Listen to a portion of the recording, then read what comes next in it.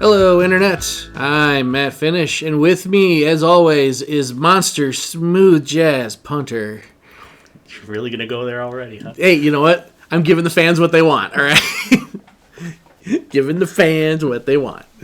That's just how it works. Anyhow, this is Parallax Scrolling. This is our personal podcast where we talk about video games and try to give you our perspective. Let's just start off with a very simple question. Monster, how you doing this week? It's a very normal week for me. Just normal, work. Normal good, normal bad. What is normal? Just working and then just taking care of things and improving my bowling score. I mean, what? Improve the bowling. Bowling average, rather. Well, that's good. I mean, you're just doing that. Did you play anything good or decent this week so far? Just played more Elden Ring so far. More Elden Ring. Not bad. I've had a very crazy week, but the one thing I have done that I'm kind of happy about. I played The Mummy Demastered for the first time. Oh, that the PS1 demake? No, it's not PS1 demake. What it is done by Universal Studios, commissioned by Universal Studios to Way Forward. They made a Metroidvania game based off the latest Mummy movie that came out in 2017, starring Tom Cruise. Okay. Which was, first off, that was an awesome movie. This game is so good. It is so good. Graphics are awesome. So much parallax scrolling. You wouldn't believe it. I just noticed it. I was like, moving my character. I'm like, oh, parallax scrolling. Just enjoying it. But it's a really good Metroidvania because it really does what a Metroidvania should be. It is a person running around with their gun, backtracking, trying to find upgrades, and trying to fight off monsters of the dark in like creepy haunted locations, and the atmosphere is right. The graphics are good for its style. The soundtrack is awesome. The gameplay is tight and solid. It was very good. And one of the game mechanics is when you die, Amanette, the mummy, she raises your character up as an Undead Legion member. And so you play as another person in the squad who has to then find that person and put them down to get the gear. Like, you can't progress until you get the gear back. And apparently there's an achievement, because I play on a PlayStation, there's an achievement to beat the game without ever dying. And I must be above average Metroid player because I got it without, on my first actual playthrough of the game, never ever playing it before. You play a lot of Metroidvanias, though. Exactly. So that's what I'm saying. I'm above par. So it was like, for me to do it, I was like, oh, cool. But in order for me to complete the trophies, which at this point I kind of want to complete the trophies, I got to go back and I got to die. And so, still not done with it. Got to go back and try and finish it this week. But yeah, that was a solid game. I'm glad I played it. Good. We should just jump into it because we don't want to spend like forever. We're trying to aim around like 30 to 45 minutes, folks. We don't want to waste up like a ton of your time. But if we have like really juicy information or very interesting topics we want to discuss, we are going to go longer. So hold on to your butts because I ramble sometimes. What you got for me? On Polygon, there was a article about the best games of 2022 so far. Yes. What are some of the games that you think are the best games this year so far? So, best games of 2022 so far. I think Elden Ring's up there. It's got to be. I think it's the top game right now. For you, I would assume so. Well, I mean, yeah, but I would also say overall, like fan reception, sale records. I mean, if you want to look at that kind of stuff, to be objective, I would say Elden Ring so far. Personally, it's up there. It's definitely up there. I still want to jump into Horizon Forbidden West. Definitely. It looks really good. I have not been able to play it yet myself. Yeah, but I've heard great things about it, and I want to get back into it. We've both played this Infernax. Infernax is just, for an indie house, amazing game. Mm-hmm. And there's also like there's like a ton of good titles that have come out. Mm-hmm. Most importantly, though, Power Wash Simulator. It's hands down the best game. Man, if I ever felt the need to clean something that bad, I'd do it in real life. Oh, wait, never mind. I'd rather do it in a video game, of course. Exactly. On the heels of Lawnmower Simulator. No, this actually came out first, early access, Steam, but Lawnmower Simulator, garbage. We're not going to talk about that one. I know somebody who plays that, and they say it's relaxing, and I say to them, have fun going back and forth. I started playing that game, and within the first 5 minutes, I rage quit the tutorial. All right, that's just how messed up it was. But no, joking aside, Power Wash Simulator is actually kind of cathartic to do. To actually like deep clean those structures and houses and cars and everything. It's crazy relaxing. And they, with this full release, they actually added multiplayer. So you can play with a bunch of friends and just go around cleaning stuff. I can't tell if you're being sarcastic. I'm not. You actually like Power Wash Simulator? Yeah. Wow. Here's the thing, though. It's no Viscera cleanup detail. Because that's just fun. That's just stupid fun. You have fun playing that game. Okay. Viscera cleanup detail. It's been out for years, but the premise of the game is you are the cleanup crew that comes into a video game level after the FPS hero has come through and taken care of business. So you're removing bullet holes, you're putting bodies away, you're cleaning blood off the floor. It's really relaxing. But it's also very fun. I'll take your word for it, at least right now. Of course, there's Shredder's Revenge, which is an excellent beat 'em up. The pixel art is amazing. Mm-hmm. The fact that they went back and got all the voice actors except for Shredder, because unfortunately he passed away. Well, and Avery Brooks, Master Splinter, he passed away also. Yeah, and got those guys to voice for the new game. The attention to detail is amazing. Quick side note: does it still surprise you to think that Shredder was voiced by Uncle Phil? I guess a little bit. Yeah, it's just personality-wise, you don't think it's the same character, but yeah, no, it's pretty cool. But everything about that game is great. Yeah. The way the game flows, the 6-player nature of it, there's not enough great things to say about that. One of the best beat-em-ups to come out in a long time. Speaking of other beat-em-ups, there's one that came out at basically the same time as Shredder's Revenge. I haven't had a chance to check this out. Okay. But it's called Final Vendetta. And it harkens back to, it's supposed to be really close to old school beat-em-ups. Oh, yes, I have seen that, yes. And I do plan to buy that one and play it soon, and we'll see how that goes. And then there's one I've just started playing. Yeah. Not enough to formulate any sort of opinion on it whatsoever, but it's called Solasta. And that is based on Dungeons & Dragons 5th edition rules, turn-based strategy game. Looking forward to playing that more. You get to make your own characters and stuff in it. Speaking of tactics games that have come out this year, Triangle Strategy came out that I've yet to get my hands on. I do want to play that one too. Yeah. I've heard nothing but great things about that. Gonna have to do that one. Yeah. So. All right, let's get some news out of the way. So, one of the things that I wanted to talk about was the GameStop NFT situation. Yeah, please. GameStop is offering NFTs now, and this is shortly after they laid off a bunch of people, including people at Game Informer. So they lay off all these people. They come out with this NFT offering made by a group that they hired, which was all on the back of their huge surge in their stock price. They sold shares, and now they made these NFTs. I don't think that these NFTs really fit with the mission and vision of GameStop just in general. I don't understand how you have this, which is so divergent against what their business model is, which is selling video games, other gaming accessories, toys that kind of go along with it. Where does these NFTs make no sense to me? And they're even offering a wallet, and you can exchange and store crypto in their wallets. So they're creating risk for themselves too, because if people get into their wallets and get stuff stolen, what happens then? How does that affect their main retail business? It's all a joke. I don't like NFTs whatsoever. I think they're a terrible idea. I don't feel like it's being properly executed right now. So I don't see the point in anybody getting super involved in it. Like, let the big time players, let the big money makers, let them play with cryptocurrency and NFTs, and let them iron out all the bugs before you get involved. That's kind of my advice for anybody who's, thinking about getting into this kind of stuff. Let the big boys and gals, let them figure it out and then come back to it. Because right now, it is literally a waste of your money.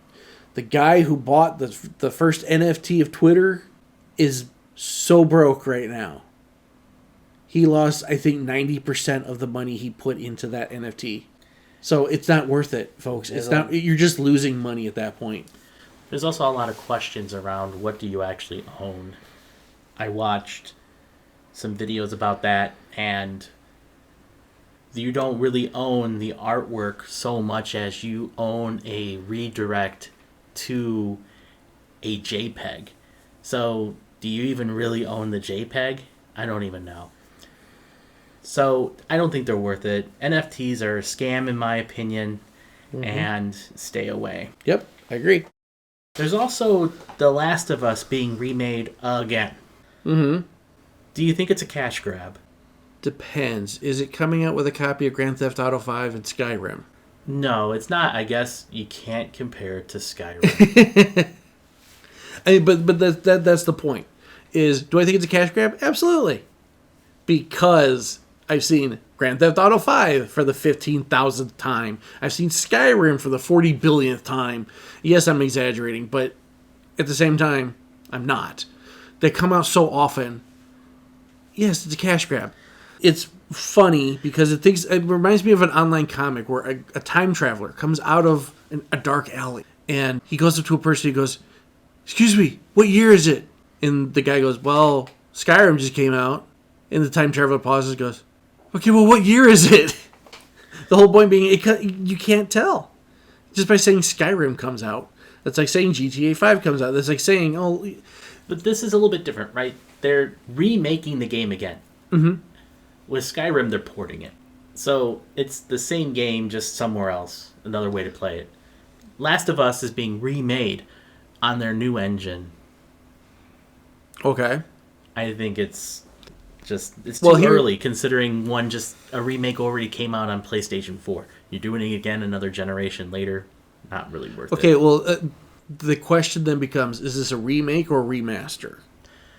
Well, I guess remaster. Okay, because and the reason I could say that is because Final Fantasy VII Remake literally remakes the game. I will admit that I was not a very big Final Fantasy fan of the original. Mm-hmm.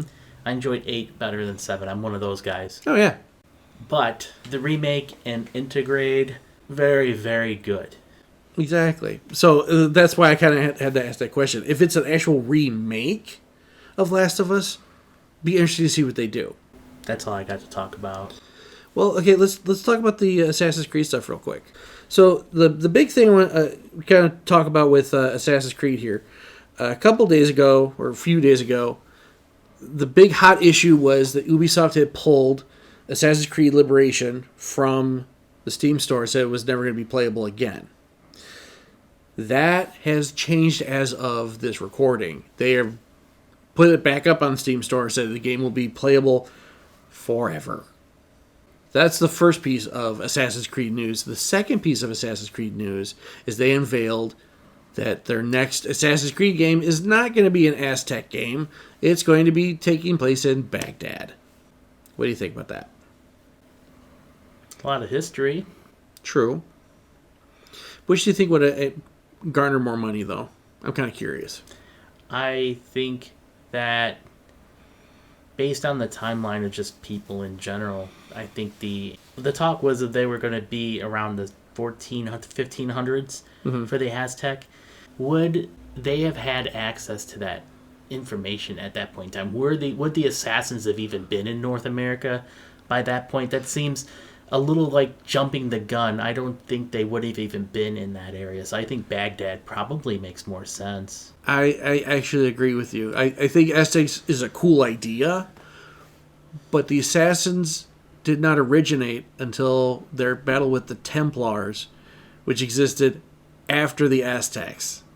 So it doesn't make sense for that to do an Aztec story unless you're rewriting your universe again, which I Ubisoft doesn't make the best decisions. Let's just be honest. So, all right. So I got a couple stories I want to bring up to you. First one, we kind of talked about this one a little bit, about the CEO of Unity, former EA CEO John Riccitiello, and his not pleasant comments that he made regarding monetization and developers. And for those of you who don't know, I wouldn't say there's a lot to go off of, but the basic idea is his initial statement in an interview was that he said developers who are not focusing on monetization are the biggest, insert beep here, idiots. And he got a lot of pushback on that one. Of course, people, the general gaming populace, microtransactions are not popular. From a corporate suit like him, I understand completely where he's coming from. The problem is that to have that kind of attitude about it, to where you think anybody who doesn't do this is an idiot, is just way off base. People have their vision for their game. They have a certain way they want to do it, and that's going to be the end of it. You can have successful games with no microtransactions. Elden Ring is a perfect example of this. I bought Elden Ring. Elden Ring is the whole game. That is all that's in it, and that's all that's gonna. Maybe they'll come out with a more traditional DLC, but that's different than microtransactions. Well, but the thing I find interesting is that he's commenting on the developers, not the fan base, but yet it is the fan base that has rose up and said, this is a ridiculous statement, which is, I think, a great sentiment to be like, well, yes, we're standing up for our developers because we have a passion for these games as much as they do. So how dare you sit there and call them stupid for not wanting to gouge us for every nickel and dime we have? It felt like they were truly appreciated at that point. Yeah, exactly. I think that's what it came down to. And to update the story for anyone who has not been paying attention, John has come out with a apology statement, and the basic thing came down to it's the way his apology came out. It sounds genuine on the surface, like surface level genuine. But I think if you look deeper down into it, it just feels like corporate garbage spewing. Like it's, I don't know. What do you think? When someone is looking to apologize and you see a more genuine kind of apology, you get something that at least starts with his first couple sentences here, where he says, "I'm going to start with an apology. My word choice was crude. I am sorry. I am listening, and I will do better." When someone takes responsibility for something they've said, you will see more ownership of the bad things that they said. And that's what that sentence comes across to me. So that sounds a lot more genuine than saying something like, "If that offended you, I'm sorry."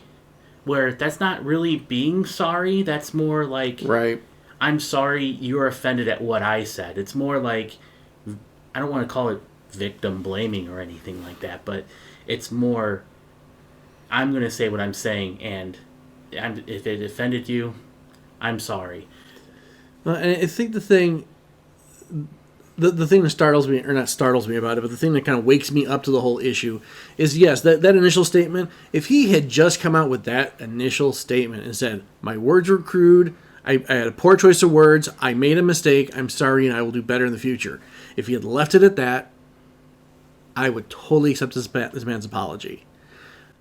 But it's when he goes further in, he's like, "Okay, but now let me explain what I was saying and why I was saying it. Because, I have a lot of money and I need to," for whatever reason, he needed to go into explaining why he wants you to still believe in him and not make him lose his job.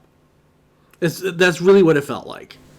And he says something along the lines of, what's good for the gamers, and from like a company market speak kind of way, depending on how you want to look at data, because you can make data you can manipulate data to do lots of things for you that may or may not have been what the data was originally for. When they say things like, we want to do what our fan base wants, well, the fan base is buying microtransactions, so they're going to interpret that as that's what the fan base wants. So we're going to put it in our games. Or the fan base loves their DLCs, they're going to buy the DLCs, and so that's what they want. So I think his first initial response, where he says that they're the biggest, insert F word here, idiots, is how he really feels. And I don't, even with this apology and how the first sentence or so sounds genuine, I don't think after everything he says, he has convinced himself that it is wrong. Right. I don't buy it either. I absolutely agree. And I don't have it in front of me right now, but I remember hearing that Unity is starting to do some things with their game engine, because that's what they've done, and the direction that they're going. Some of the people are actually kind of worried about it, and depending on how things happen, it may not really be a competitor to Unreal Engine before too long. See how things go, but it's a possibility, and that's a really bad thing, because there's not too many middlewares out there like Unreal Engine and Unity. Right. A lot of companies make their own, like RE Engine. RE Engine. And Capcom has done a really nice job with RE Engine, but it costs a lot of money to develop that. And unless you're a big developer like Capcom, it's going to be really tough. Yeah. So I think hopefully John's words don't bite the company in the butt, but this is not looking good. So, all right. Enough with that story. Enough with that guy. Second story I want to talk about is an article I found on GameSpot. There was an open letter, essentially. There was an open letter from the developers of Valorant, Riot Games.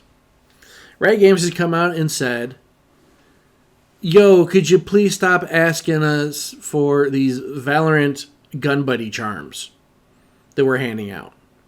So the basic premise is, if you're playing Valorant and you're playing a game and you're nice to people and you play well and you end up playing with a Riot employee, they have the opportunity to give you a special gun buddy charm for the game called the fist bump. It's literally just the image of a fist looking like it's going to give you a fist bump. For those of you who don't know, the gun buddy charms are cosmetic alterations to your gun. That's all they do. Yet players are harassing, going into DMs, finding whatever they can, finding ways to contact Riot employees to ask them for this, I'm going to say it, stupid charm.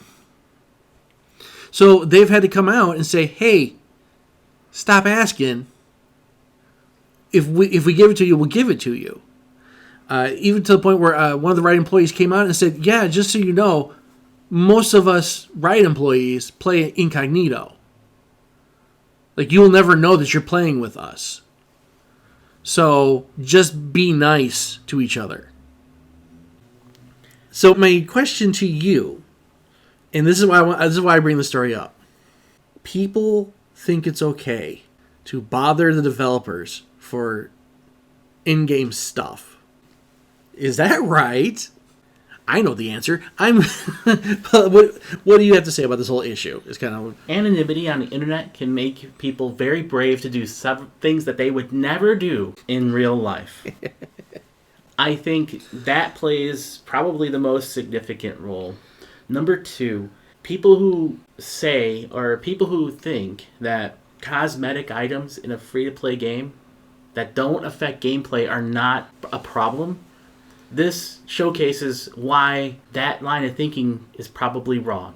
If you are not having enjoyment for the game with the game because some people have something you would really like to have, that's going to pull away from your enjoyment of the game, whether you realize it or not. And then the people who have that have some sort of bragging rights, so they're going to brandish it and do everything they can to show that they have this, and they're going to, in theory, have more enjoyment with the game.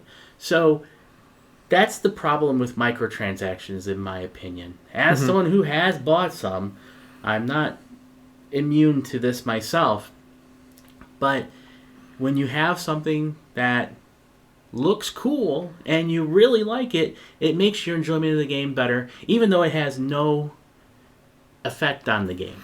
True. But getting back to the main point, should they harass the developers? No. But what the developers should do is recognize they have a revenue stream here. Oh, absolutely. And I hate to tell people to have more microtransactions in their game, but it's obvious people want this. I hate the fact that I'm basically validating what the Unity guy said in the last news article. Yeah, please don't.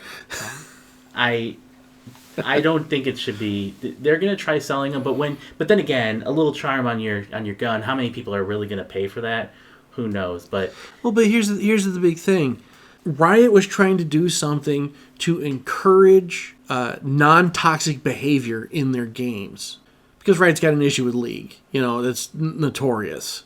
They're trying to do something like, hey, you did a really good job. Hey, you really played well. We don't care about your KD ratio. It's the fact that you had a sportsmanlike conduct. You were nice to people. You whatever the reason, we want to honor that. We want to honor good behavior. And instead of being able to honor good behavior, we may have to turn this into a microtransaction, or just pull the concept out entirely and not do it anymore, because everybody's entitled in their mind to this charm. And that's where it hits with me, is that this is player entitlement gone wrong. Just because you're playing the game and you happen to play with a Riot employee does not entitle you to a free cosmetic charm in the game. What this also proves is that the developers are gamers, and they want to game just like you do. So stop harassing them and let them game. No one wants to be harassed. No one wants to be harassed. So be nice in our comment section. I tease. But no, seriously, that's the big issue is, for me, I guess I don't even think this is a microtransaction possibility or option. I just think of this as they were trying to do something nice and you ruined it. And I'm just going to leave it at that. It's sad. The few ruin it for the many. Mm-hmm. You got anything else? Any other surprise stories for me you want to go over?